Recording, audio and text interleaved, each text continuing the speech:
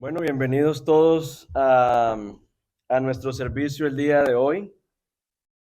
Como algunos saben, estamos en una serie sobre la carta de Pablo a Timoteo. Y el tema que nos ocupa el día de hoy es sobre la oración como práctica esencial en la vida del creyente. Orar, rezar, pedir, hacer plegarias es una práctica común en la mayoría de religiones, ¿cierto? La mayoría de las religiones oran, rezan. Y es porque orar es un asunto de fe. Es pedirle a alguien que consideras un ser superior, más poderoso. Es un acto de fe. Y algo interesante es que si la oración es tan común y tan necesaria para el creyente, ¿por qué nos cuesta tanto? Cada uno estará pensando en las razones personales por las que les cuesta orar. Tal vez algunos dirán, yo no oro porque no sé cómo. U otros dirán, yo no oro porque no siento ganas de orar. No oro porque no tengo tiempo para orar. No oro porque no lo considero necesario. No oro porque es aburrido. No oro porque Dios no me escucha. Y de alguna manera alguien dijo que no orar es el pecado detrás del pecado. Porque es curioso que lo primero que se interrumpe cuando algo no está bien en nuestra relación con Dios es la oración. Por ejemplo, cuando tengo enojo porque Dios no ha contestado algo que yo le he pedido. ¿Para qué le voy a orar y lo voy a castigar y no voy a orar? Y a veces tenemos como esa idea de voy a castigar a Dios no orando. O la otra razón por la que no oramos es simplemente porque sabemos que estamos haciendo cosas que no van, que están fuera del lugar y que el mero hecho de decir Padre nuestro inmediatamente te van a redarguir. Entonces prefieres no tener la conversación, ni siquiera iniciarla. El asunto es que la vida cristiana sin oración es como si nos quitaran un pulmón. De hecho, Jesús dijo en una de sus parábolas que el Hijo del Hombre encontraría fe en la tierra si estábamos orando como esa viuda que iba donde el juez a pedir justicia. O sea, si estábamos en oración con esa insistencia, era la única forma en la que el Hijo del Hombre cuando regresara iba a encontrar fe en la tierra, porque la fe se alimenta, se nutre de la oración. Cuando la fe está en el piso, hay que ir al restaurante de la oración para que la fe pueda nutrirse y podamos fortalecernos. En la carta que estamos estudiando de Pablo a Timoteo, Pablo le ha venido diciendo a Timoteo que debe proteger la iglesia frente a las falsas enseñanzas. Le dice que el evangelio hay que guardarlo, celebrarlo y contender por el evangelio. Pero luego le dice a Timoteo que hay que orar, porque en otras palabras es como si fuese un partido de fútbol. ¿Qué hacemos si solo defendemos? Pues jugamos como nunca y perdemos como siempre, ¿cierto? Ese es un dicho muy suramericano, porque eso se tiran al piso, defendemos, pues no hacemos goles. Y entonces la vida cristiana o el ministerio de la iglesia tiene ese elemento de defensa, pero también tiene un elemento ofensivo. Nosotros tenemos una misión. Y esa misión es proclamar las buenas nuevas de salvación ante un mundo que necesita ser rescatado por Dios. Y por eso a través de esta oración, Pablo le dice a Timoteo, la iglesia tiene que orar. Orar para que el Señor lleve a cabo esa misión a través de ustedes, de rescatar a los que están perdidos para Él. Y por eso aquí en 1 Timoteo capítulo 2, versículos 1 al 8, se nos dicen 4 cosas. Se nos dicen las formas de orar, el impacto que tiene la oración, se nos habla de la base de la oración y la actitud con la que debemos orar. O sea, mejor dicho, nos da un paquete completo de la oración. Y comienza entonces diciéndonos cómo debemos orar. Entonces vamos a mirar el versículo 1. ¿Cómo orar? Exhorto pues, ante todo, que se hagan ¿qué? Rogativas, oraciones, peticiones y acciones de gracias por todos los hombres. Y es interesante estas cuatro cosas: rogativas, oraciones, peticiones y acciones de gracia, ¿cierto? Esta idea de rogativas tiene la idea de súplica, de petición, cuando estamos necesitando que Dios nos conceda o intervenga en una situación específica, entonces estamos hablando de rogativas. Te rogamos, Señor, ¿cierto? Ahí estamos hablando de rogativas. Por otro lado, se nos habla de oraciones y pues cualquier cristiano dirá, no, pero es que yo sé que orar es hablar con Dios y yo oro. Pero para muchos, orar es simplemente tener un monólogo aburrido con Dios. Por eso los discípulos le dijeron a Jesús, enséñanos a orar, porque es que los discípulos veían que Jesús se levantaba en la madrugada y oraba y oraba y oraba, y ellos hacían sus dos padres nuestros y decían, qué pereza, ya terminaste, ya cuánto te faltan. O sea, era un asunto monótono, era un asunto como de fórmula, y Jesús se levantaba y oraba en las madrugadas y oraba al Padre, pero enséñanos a orar. Y Jesús les enseñó a orar y les dijo, es que la clave de la oración está en no acercarnos a Dios de manera mecánica, olvidándonos de que nos estamos acercando a una persona. Yo me acerco a mi Padre, me deleito en mi Padre, y por eso la oración consiste en reconocer a aquel a quien se le está pidiendo y de quien estamos dependiendo, desde lo más pequeño, un pan, hasta lo más grande, el perdón. Se lo estamos pidiendo a nuestro Padre. Pero luego, número 3, entonces no solamente rogativas, no solamente oración, sino también intercesión. Que la intercesión tiene que ver con nosotros pararnos en la brecha, es decir, levantarnos a orar por otras personas que por el momento específico que están pasando en su vida no tienen fuerza, no tienen ganas, no tienen aliento, no quieren orar. Y entonces es en esos momentos que se necesita creyentes que se levanten a interceder por esas otras personas en esos momentos. En Ezequiel 22, Dios dice, ¿dónde están los hombres y mujeres? Dios anda buscando hombres y mujeres que le den la cara para que intercedan por el pueblo. Algo como lo que hizo Abraham cuando el Señor iba a destruir la ciudad. Y él le dijo, Señor, pero si hay 10, no, es que no hay. Señor, pero si hay 9, ¿cierto? Y empieza en esa intercesión para que el Señor tenga misericordia y no destruya la ciudad. Entonces tenemos ruegos, oraciones e intercesiones. Levantarnos a orar por todos aquellos que se encuentran colapsados por la enfermedad, que se encuentran colapsados por el horror, que no tienen fuerzas, que se sienten afligidos, poder interceder. Y si usted dice, no, yo no tengo mucho por qué interceder, bueno, métase al WhatsApp de oración de la iglesia o prenda las noticias.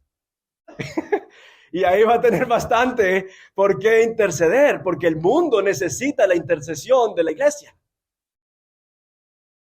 Y por último, menciona Pablo aquí en cómo orar, acciones de gracias. Para que no nos quedemos enfocados simplemente en lo que nos hace falta, sino que cultivemos un corazón agradecido, que no solamente ve el vaso medio lleno, sino que ve precisamente lo que Dios ha hecho, que el vaso tiene agua. Entonces las acciones de gracias, las 4 son importantes, las 4 son necesarias, porque vamos a encontrar gente a nuestro alrededor que estará viviendo momentos distintos. Mayrita podrá tener aquí una acción de gracias, pero puede que la hermana Messenger necesite intercesión. Y por eso, en nuestro rol como iglesia hacia el mundo, tenemos que poner en práctica las 4, rogativas, oraciones, intercesiones y acciones de gracias. Ahora, Pablo sigue entonces diciéndonos por quiénes debemos orar. Y entonces arranca diciendo, por los reyes y por todos los que están en autoridad, para que podamos vivir una vida tranquila y sosegada con toda piedad y dignidad, porque esto es bueno y agradable delante de Dios nuestro Salvador, el cual quiere que todos los hombres sean salvos y vengan al pleno conocimiento de la verdad. Esa frase, vengan al conocimiento de la verdad, experimenten la salvación del Señor. Notemos nosotros que lo primero que dice Pablo, ¿por quién es orar? Dice, oren por aquellas personas que están en autoridad, por los reyes. Y claro, cuando uno de pronto piensa en eso de los reyes, pensará en la dulce Isabel, que ya se murió. ¿Quién no oró por ella alguna vez? Tan linda la reina, ¿cierto? Pero claro, Pablo cuando está escribiendo esta carta no está pensando en reyes como Isabel, sino reyes como Nerón o Galión.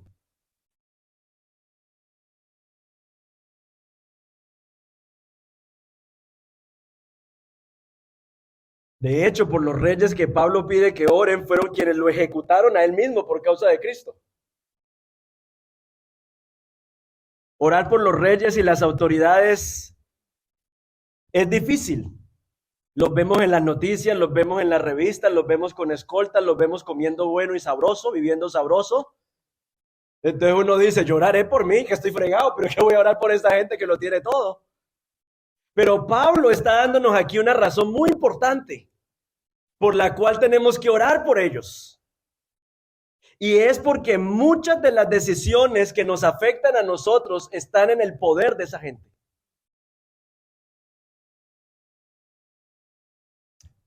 ¿A qué el gobierno va a enfocar los subsidios? Eso va a indicar si sube la canasta familiar o no sube la canasta familiar. Si privatizan el NHS o no, es una decisión que la van a tomar, no ustedes, la gente que está en autoridad sobre nosotros. Y entonces, ¿sí ven la lógica de lo que está diciendo Pablo? Tienen que orar por ellos para que haya temor en sus corazones, porque muchas de las decisiones que los afectan a ustedes están en las manos de aquellos que están en autoridad. Tienen que orar por los que están en autoridad. Él dice, para que puedan vivir en paz y con tranquilidad. Lo mismo que leyó el hermano Germán ahorita en el Salmo. Oren por la paz de Jerusalén, porque si la ciudad está en paz, los que viven en la ciudad van a disfrutar de la paz que tiene la ciudad. Entonces, oren por la paz de la ciudad, oren por la paz del país. Esto es muy bueno, me parece excelente, porque nos invita a ver nuestro tiempo en Inglaterra, no simplemente como voy a vivir aquí, a ver qué le saco a este país. Voy a ver cómo les exprimo hasta el último beneficio. Sino yo estoy en este país porque Dios me tiene aquí para que yo ore por este país. Y nosotros la tenemos más fácil, porque de alguna manera hemos sido acogidos por este país. Hemos sido bendecidos por este país. Sus hijos han tenido otras oportunidades gracias a estar en este país. Y el llamado es a que oremos por los que nos gobiernan y que oremos por esta nación. Claro, hay que seguir orando por Colombia, por Ecuador, por Venezuela, hay que seguir orando, pero estamos viviendo aquí. Entonces necesitamos orar por la paz, la tranquilidad y por los reyes y los que nos gobiernan. ¿Por qué debemos orar? Bueno, debemos orar para que se conviertan al Señor. Ellos también necesitan el perdón de Dios, también necesitan el temor de Dios, necesitan que sus vidas sean transformadas. Yo no sé si ustedes lograron leer muchas de las cosas que escribió la reina Isabel. Ella misma organizó la liturgia de su funeral. No sé si ustedes lograron verlo, pero todo era Cristo exaltante, porque era lo que ella quería. Y cuando le preguntaron, ¿qué es lo que tú más deseas? Yo quiero que Él venga para quitarme esta corona y ponerla a sus pies. Necesitamos más reyes así. ¿Por qué cambiamos de imperio a Commonwealth? Ella decía, no, tenemos que vernos como países hermanos, no súbditos, porque eso es contrario al evangelio de Jesucristo. Ese es un ejemplo de lo que hace el evangelio cuando llega una persona que está en una posición de autoridad, la influencia que pueden tener. Pero aún si no se convierten, necesitamos orar porque ellos pueden ser un instrumento de Dios para la bendición de su pueblo. Pensemos en lo que ocurrió con el rey de Egipto y cómo trató a José y a su familia cuando vino en medio de la hambruna. Dios usó a ese faraón para alimentar a Jacob y para alimentar a sus hijos, y el propósito de Dios se llevó a cabo. El hombre no se convirtió, pero fue un instrumento en las manos del Señor. Pensemos, por ejemplo, también en el rey Asuero. Estuvimos estudiando el libro de Esther y cómo él hizo un edicto y para que los judíos se pudiesen defender de los ataques persas. El rey Artajerjes, en el tiempo de Nehemías, les permitió regresar a Jerusalén para la reconstrucción del templo. Ciro, el rey Ciro, dio la madera para que la casa del Señor fuera reconstruida, y eran reyes que ni fu ni fa con Dios, pero que Dios los utilizó para bendición de su pueblo, y por esa razón tenemos que orar por los que están en autoridad.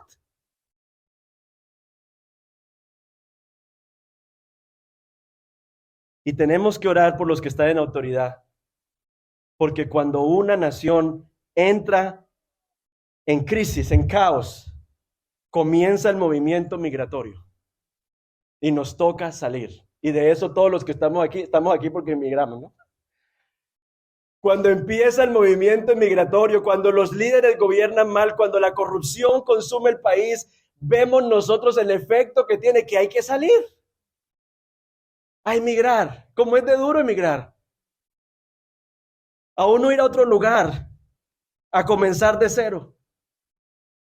Estaba revisando estadísticas y los migrantes africanos que intentan llegar a Europa en botes precarios, dice la Organización Internacional de Migración, que más de 20,000 migrantes perdieron la vida en el 2014.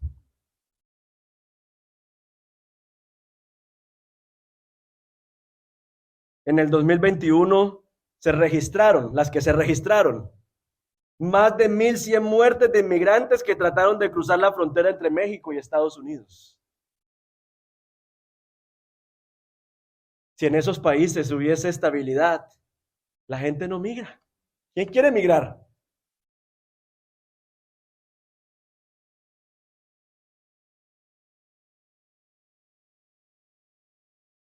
Tenemos que vivir con paz, queremos vivir con paz y tranquilidad. Y necesitamos entonces orar. Oramos por los dirigentes porque cuando nos encontramos con un régimen que es opresor hacia el Evangelio de Jesucristo, entonces muchos tendremos que enfrentar la cárcel. Ese es el caso del pastor Wang Yi, un abogado de derechos humanos y pastor reformado de las iglesias no registradas en China. Fue arrestado en 2018 y sigue arrestado. Y le preguntaron a Wang Yi que qué quería mandarle a decir a las iglesias, y mandó el siguiente mensaje. No sé si está por ahí, a lo mejor no. Mandó a decir: cuando se te amenaza con la muerte por el evangelio, descubres para quién vives realmente. Cuando te enfrentas al riesgo de perder tu trabajo, sabes para quién trabajas. Cuando puedes perder fortuna y posición por el bien del evangelio, descubres si estás loco por el dinero o loco por Dios. Pero claro, estamos en el 2023. Lleva 5 años. ¿Y cuántos misioneros, miembros de la iglesia perseguida, están en persecución? Están precisamente porque cuando no hay gobernantes que tienen el temor del Señor, van a tratar con toda su fuerza, su poder, de impedir el avance del evangelio. Entonces, este mandato de orar por los gobernantes es un desafío. Estaba hablando con un pastor amigo que está también aquí en la zona, y él es un pastor ucraniano que lleva 10 años aquí, y su congregación era mitad rusa y mitad ucraniana, dirigida en ruso, ¿no? Y me decía: ahora los hermanos ucranianos no quieren tomar la Santa Cena con los hermanos rusos.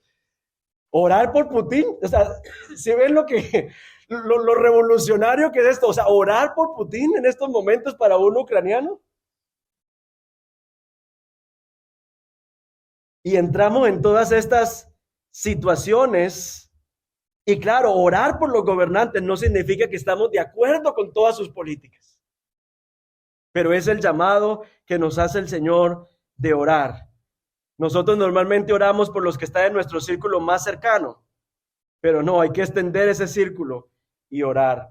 Jesús lo dijo en Mateo: habéis oído que se dijo, amarás a tu prójimo y odiarás a tu enemigo.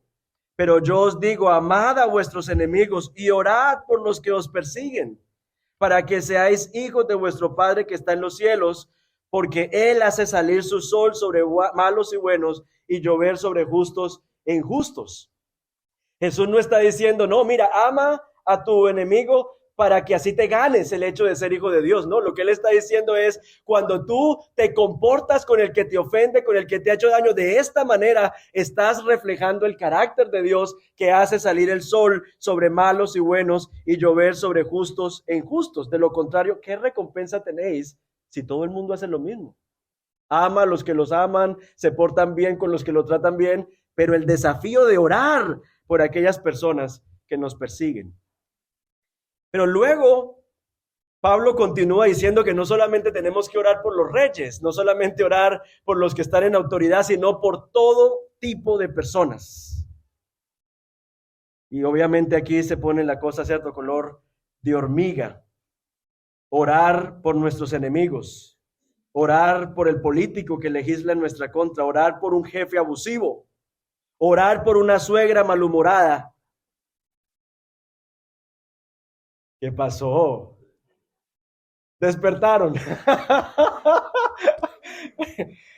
Orar por un esposo despreocupado.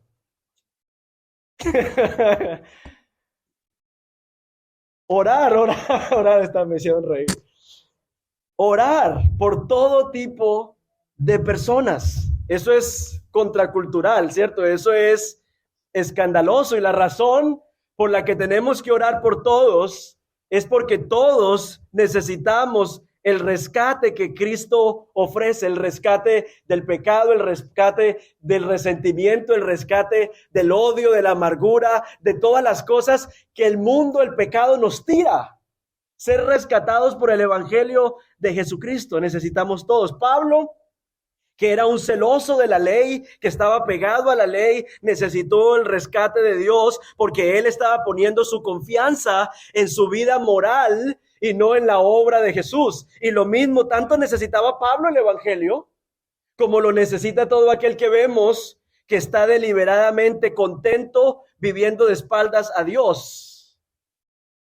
Tanto los que están pegaditos a la ley como los que están viviendo de espaldas a Dios, ambos necesitan el evangelio, y nosotros con nuestras oraciones permitimos que el evangelio se extienda. Ahora, Pablo está diciendo aquí que todos, ¿cierto? Que Dios quiere que todos se salven, que es para todos. Eso lo dice el versículo 1 y versículo 6, se repite esa expresión todos. Y entonces uno se pregunta, ¿qué significa eso? ¿Significa esto que todo el mundo en el mundo se va a salvar? ¿O significa esto que al final del tiempo Dios iba a decir, I was just kidding, pero todo el mundo se va a salvar? ¿Qué es lo que significa esto de que todos? Bueno, veamos primero lo que escribió Pablo en otros lugares. Segunda de Tesalonicenses 1, 8 al 10. Dando retribución a los que no conocen a Dios y a los que no obedecen el evangelio de nuestro Señor Jesucristo. Estos sufrirán el castigo de eterna destrucción, excluidos de la presencia del Señor y de la gloria de su poder, cuando Él venga para ser glorificado en sus santos en aquel día y para ser admirado entre todos los que han creído, porque nuestro testimonio ha sido creído por vosotros. Entonces aquí Pablo está hablando de que Cristo va a ser admirado por los que han creído, o sea, no todos los que han creído. Romanos 11:14, si en alguna manera puedo provocar a celos a mis hermanos según la carne, o sea, a los judíos, y salvar a algunos de ellos, no a todos, a algunos de ellos, ¿sí? Y 1 Corintios 9:22, me he hecho débil a los débiles para ganar a los débiles, y a todos me he hecho de todo para que por todos los medios se salven a algunos. Entonces, cuando Pablo está diciendo aquí que todos se salven, no está diciendo que al final todo el mundo se va a salvar, pero lo que él está diciendo es lo que clarifica en el versículo 7. Y es, Pablo dice que él ha sido comisionado apóstol a los gentiles. O sea, cuando Pablo dice que el deseo de Dios es que todos los hombres se salven, lo que está diciendo es que Dios envió a Cristo y Cristo es el Salvador, no de un grupo étnico en particular, no solo de los judíos, sino de todos aquellos, de todo tipo de personas, judíos, gentiles, hombres, mujeres, reyes y esclavos. O sea, el evangelio debe alcanzar a todo tipo de personas. Entonces, a eso es que se refiere Pablo cuando dice todos los hombres. Es decir, la iglesia tiene que orar y evangelizar más allá de nuestro grupo de personas favoritas. Porque todos tenemos un grupo de personas favoritas, ¿cierto? Por nuestro trasfondo, por de dónde nos sacó el Señor, tenemos un grupo de personas favoritas y por ese grupo oramos. El hermano Ovidio, yo oro por los de Palmira, Señor, y que todos los palmireños aquí en Londres, ¿cierto? Conozcan el evangelio. Y todos tenemos personas favoritas. El Señor nos sacó de cierto estilo de vida. Usted va a tener carga y va a orar por esas personas. Todos tenemos personas favoritas. Pero aquí nos está diciendo Pablo, tenemos que orar por todo tipo de personas, porque cuando oramos por todo tipo de personas, no caemos ni en el racismo, ni en el nacionalismo, ni en el clasismo. Sino que el evangelio rompe todas esas divisiones que tenemos en la sociedad, porque somos invitados a orar por todo tipo de personas, el que nos cae bien, el que no nos cae bien, por todo tipo de personas. Ahora, número 3, Pablo nos dice en nombre de quién oramos, porque hay un solo Dios y también un solo mediador entre Dios y los hombres, Cristo Jesús, hombre, quien se dio a sí mismo en rescate por todos. Testimonio dado a su debido tiempo. Y para esto yo fui constituido predicador y apóstol, digo la verdad en Cristo, no miento, como maestro de los gentiles en fe y en verdad.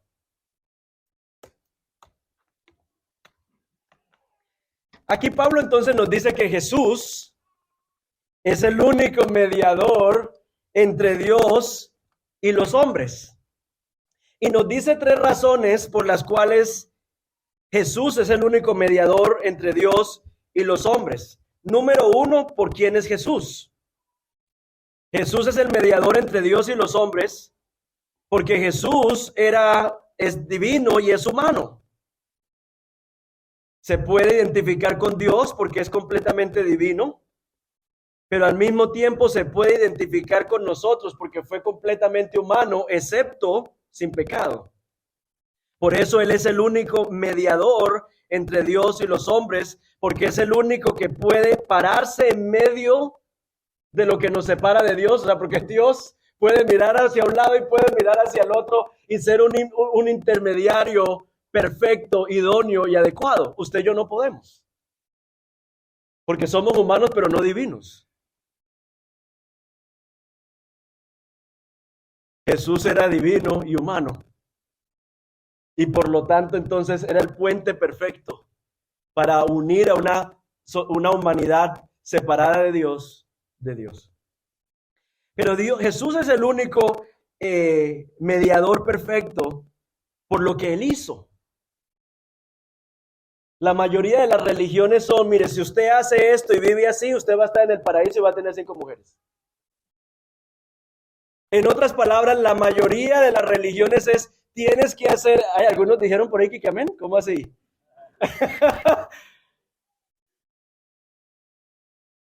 La mayoría de las religiones es, tienes que hacer esto, aquello y más allá, y así vas a llegar a Dios. Todas las religiones tienen ese mismo formato, ese mismo patrón, que es llegar a la cima a través de nuestras buenas obras. El evangelio El cristianismo es la única religión en la que no hay que hacer ABC para llegar a Dios, sino que Dios se hizo como nosotros. Nos extendió su regalo de gracia, no sobre la base del mérito humano, para que ahora desde esa nueva vida que tenemos podamos ser transformados y llegar a ser como Él es. ¿Sí ven la diferencia? Por eso Él es el único mediador, porque también en la única religión en la que de alguna manera la deidad se entrega, se crucifica, es en el cristianismo. El único mediador entre Dios y los hombres.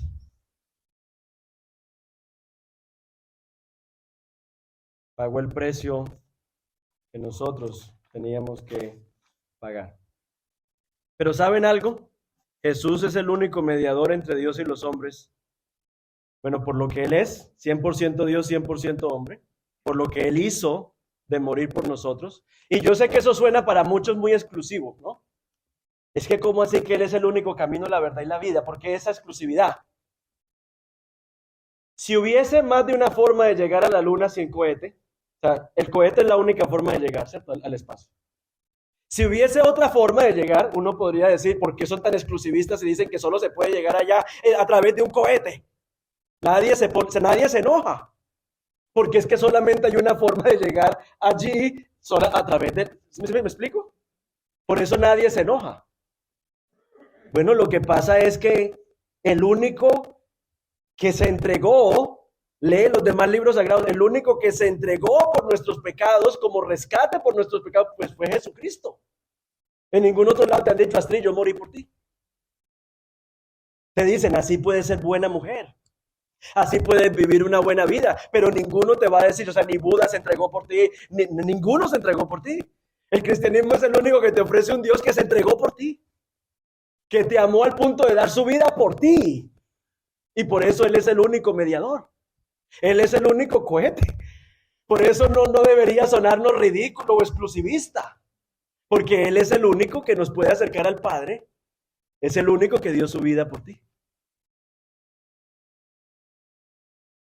Como lo dice Pablo en Gálatas.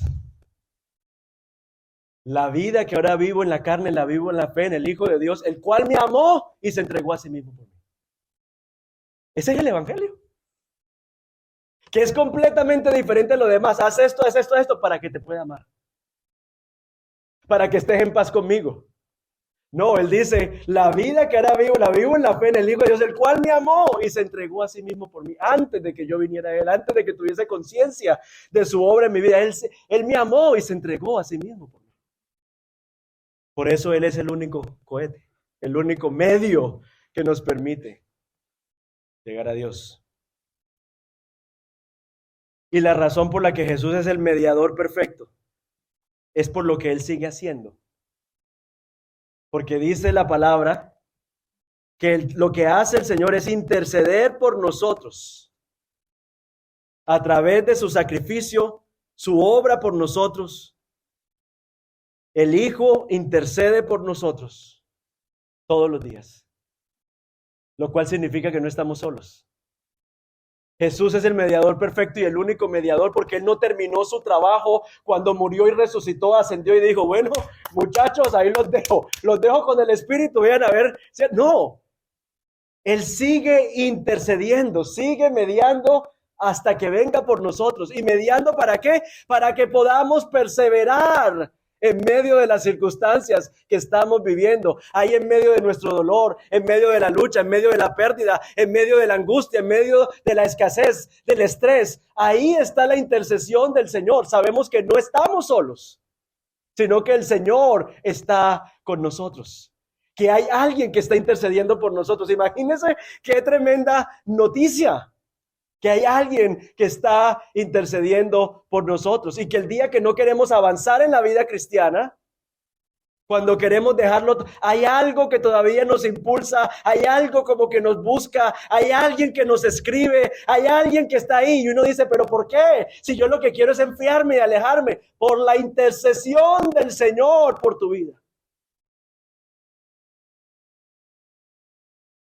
Porque yo no sé si le pasa a usted, pero usted camina con Cristo por su gracia y su misericordia que nos impulsa a seguir avanzando con Él. Y que es un amor que no depende de nosotros, que permanece fiel y firme. Porque aunque nosotros somos infieles, Él permanece fiel. Y esa es la verdad. Hay días que usted quiere orar, hay días que usted no quiere orar, pero aún así el Señor hace salir el sol. Y aún así el Señor le manda trabajos. Y aún así el Señor, porque el Señor no está aunque eres y yo permanezco fiel, porque es mi fidelidad la que te permite regresar nuevamente al ver cómo yo no te estoy pagando, no es una transacción, es mi amor entregado, derramado por ti. Eso es lo que yo te estoy ofreciendo eso es lo que transforma el corazón. ¿Por qué estoy yo aquí? ¿Por qué este año cumplo 10 años de estar acá en Londres? Y a mí me preguntaba alguien, creo que era Daniel, ¿y cómo has hecho para aguantar? Para aguantar y todo eso. Yo le digo, yo no sé. Yo lo único que sé es que a mí la cruz y lo que Él ha hecho por mí y la forma en la que me muestra su fidelidad de tantas formas. Abriendo caminos, cosas que son... Yo no sé, yo digo, Señor, es que, ¿cómo no? Es que esto es vivir en respuesta a tu fidelidad. Es que vivimos es en respuesta a su bondad. Pero muchas veces nosotros no entendemos ni vivimos esto porque pensamos que nos merecemos lo que tenemos. Y es hasta que uno entiende que lo que tiene no lo merece, sino que es un acto de la bondad y de la gracia de Dios. Ahí es cuando nosotros entonces vamos a caminar con gratitud, vamos a caminar con gozo, vamos a perseverar en medio de todo porque no nos merecemos nada y Él en su bondad nos lo ha dado todo. Nos ha dado a su Hijo. Y si nos ha dado a su Hijo, ¿cómo no nos dará con Él lo demás? Jesús es el único mediador. Por esa razón. Y por último, Pablo nos dice aquí con qué actitud debemos orar. Dice, quiero que todos los hombres levanten manos santas, sin ira ni discusiones. Claro, si yo digo aquí, levanten los que tienen las manos santas, ¿cierto? Ninguno la podríamos levantar. Y esta idea de las manos santas es la misma idea de la que habla Jesús cuando dice, si traes tu ofrenda y te acuerdas de que tienes una cuenta pendiente con tu hermano, deja la ofrenda, busca a tu hermano, reconcíliate y luego sí presenta la ofrenda. O sea, las manos aquí son una representación externa de la condición del corazón. Y el Señor dice, si vas a orar, hazlo levantando manos santas. O sea, hazlo porque en tu corazón hay perdón, hay reconciliación. Es lo que dice Isaías 1:15. Y cuando extendáis vuestras manos, esconderé mis ojos de vosotros. Sí, aunque multipliquéis las oraciones, yo no los voy a escuchar a ustedes, porque vuestras manos están llenas de sangre. En otras palabras, en las manos del pueblo había corrupción, abuso, y no había atención al pobre, al necesitado. Y el Señor demanda del pueblo concordancia entre la vida en comunidad, la vida horizontal, con la vida vertical. La relación vertical está conectada de nuestra relación horizontal. Pedro habla sobre las oraciones y dice que las oraciones de muchos no pasan del techo. Y le habla específicamente a los esposos. Y dice, y la razón es porque no estás tratando a tu mujer como vaso frágil. Y por esa razón, como no la estás tratando con la dignidad que ella merece, entonces tus oraciones son estorbadas. Porque lo horizontal está conectado con lo vertical. Santiago dice lo mismo. ¿Cómo es que tú levantas con la boca que alabas al Señor, con esa misma boca desplumas a tu prójimo? Lo dice Santiago, o sea, tiene que haber una coherencia entre la relación vertical con la relación horizontal. Entonces, Pablo está diciendo que no haya discusiones ni iras, sino que levantemos nuestras oraciones con manos santas.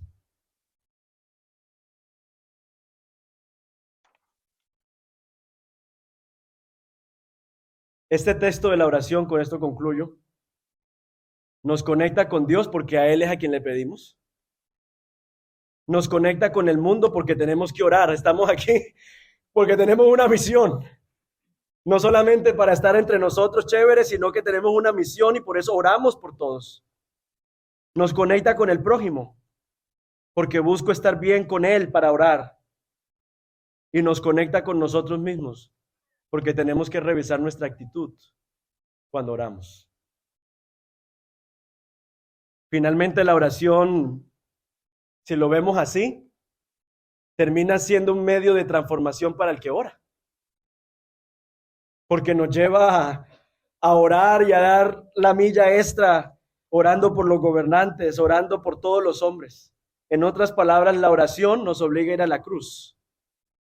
Porque uno dice, Señor, yo, Oscar, no tiene los recursos en su carne para orar de esta manera. Y por eso necesito ir a la cruz, recordar que soy pecador y cuánto he sido amado y perdonado por ti para poder hacer eco a las palabras de Jesús en la cruz. Padre, perdónalos porque no saben lo que hacen.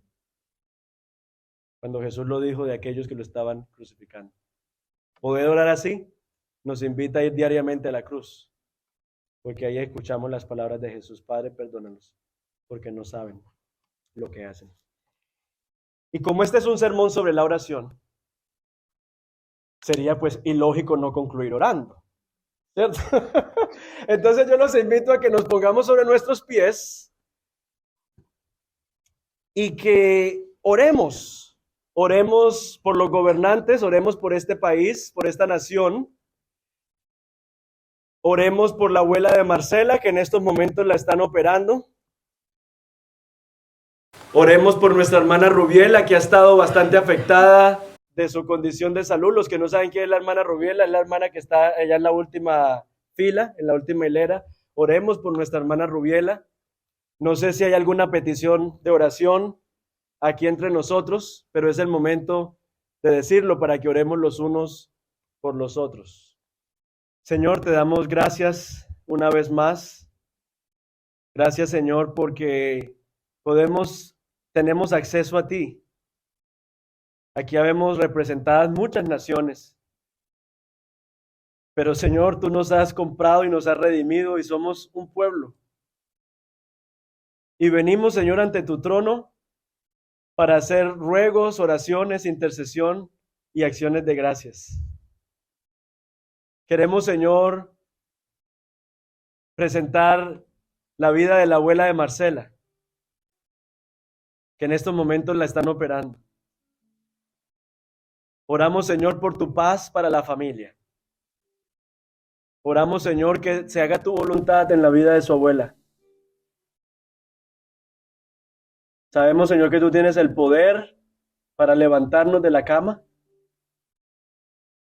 Y también, Señor, tú tienes un momento para nosotros partir. Oramos y pedimos que se haga tu voluntad en medio de este tiempo para ellos. Señor, quiero orar por nuestra hermana Rubiela, para que en medio, Señor, de esta situación de su rodilla, de su pie, igual Juliet Rodríguez, Señor, para que tú intervengas en sus vidas, Señor. Es agobiante estar todo el tiempo con un dolor. Padre Celestial, oro para que tú les sustentes y les fortalezcas. Y oramos por sanidad. Oramos, Señor, para que seas tú en tu misericordia extendiendo tu sanidad sobre ellas. Señor, nuestra hermana Janet, te pedimos, Padre, que seas tú restaurando su salud, fortaleciendo su cuerpo, sustentando su fe. Padre Celestial, queremos orar por Bernard y por María Camila y pedirte, Señor, que seas tú obrando en la vida de cada uno, Señor. De Bernard, de María Camila, oramos por restauración para la salud y también oramos, Señor, para que a través de este tiempo de quebrantamiento de la salud podamos ver la necesidad espiritual que tenemos de ti. Señor, oramos por salvación, oramos para que seamos conscientes de que hay un mediador, de que tú has provisto, Señor, el medio para ser reconciliados contigo. Señor, queremos orar para que tú a las familias les des paz y les permitas, Señor, afirmarse, aferrarse a ti en medio del tiempo difícil. Señor, queremos orar por Eric y la cirugía de ojo que tiene, Señor, en su ojito. Pedimos, Padre Celestial, él es un joven, Señor, que tú obres en su vida, obres en él, Señor. Nosotros sabemos que tú puedes hacer un milagro en su salud, Padre Celestial. Glorifícate en la vida de Eric. Él está en tus manos. Te damos gracias, Señor, porque él cada domingo viene, toca el piano. Señor, oramos por él para que tú lo sustentes, lo fortalezcas, Señor, y que su fe crezca a través de todas estas situaciones. Padre Celestial, y también queremos orar por la vida de Mabel, su familia que perdieron a su mamá no hace mucho, Señor, para que tú, que eres el Dios de consolación, los fortalezcas, para que tú, que eres el Dios de consolación, traigas refrigerio a sus corazones. Queremos orar, Señor, en general, porque tu deseo es que los hombres sean salvos. Tu deseo es que la gente venga al arrepentimiento, Señor. Y oramos, Señor, por nuestros familiares que viven de espaldas a ti. Oramos por nuestros familiares que no te conocen. Oramos por todos aquellos, Señor, que no quieren caminar contigo. Y pedimos, Señor, tu misericordia. Y pedimos, Señor, tu gracia, interviniendo en ellos, Señor.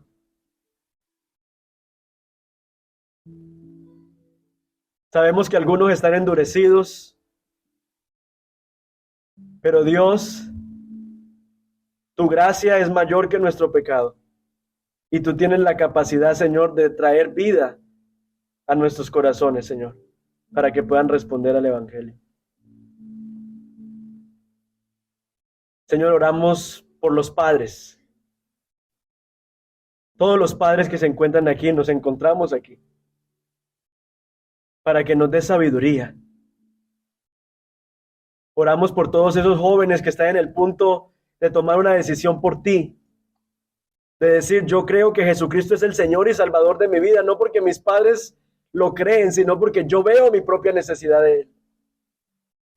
Oramos, Señor, por los jóvenes que están en ese punto. Oramos, Padre Celestial, que tu salvación llegue a nuestra casa.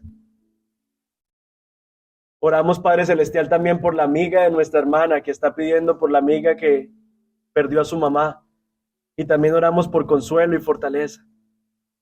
Señor, que estos tiempos de quebrantamiento, en vez de endurecernos y alejarnos de ti, nos permitan venir a ti en reconocimiento de nuestra necesidad. Señor, finalmente oramos por este país donde nos has puesto. Te damos gracias por habernos traído aquí. Gracias, Señor, porque este país ha sido un instrumento en tus manos para la bendición de muchos. Tú nos llamas a orar por los gobernantes. Y eso hacemos en estos momentos. Oramos por los que dirigen este país. Oramos para que les des sabiduría en la toma de decisiones. Y oramos, Señor, para que pongas en sus corazones el temor tuyo. Y así puedan gobernar con justicia, con rectitud, con equidad. Señor, que no busquen el beneficio de los grandes y de los poderosos, sino que siempre miren por el beneficio, Señor, de los que están en necesidad, del vulnerable, del huérfano, de la viuda, del extranjero, así como lo han hecho hasta ahora, Señor. Te pedimos todas estas cosas en el nombre de Cristo Jesús. Amén y amén.